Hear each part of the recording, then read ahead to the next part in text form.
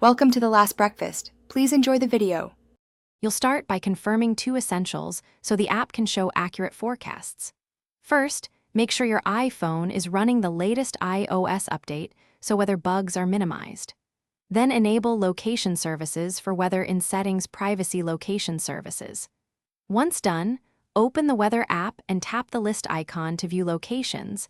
This gives you control over saved places. Your setting permissions and app state now so the next steps can refresh data correctly and avoid stale information. Now you'll actively force the app to fetch fresh data and clear any corrupted entries.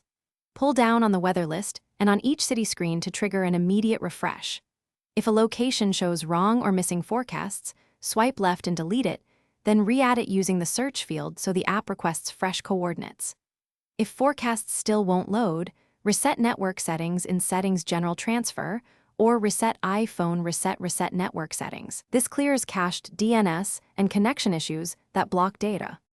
Finish by verifying connectivity and background permissions so updates occur regularly. Make sure your cellular or Wi-Fi connection is active and that any content or data restrictions aren't blocking weather. Also enable background app refresh for weather so it updates in the background. Restart your iPhone to clear temporary glitches. If problems persist, delete the weather app and reinstall it to reset its data. If nothing fixes it, try the Reset Location and Privacy option. That resolves many persistent permission-related issues.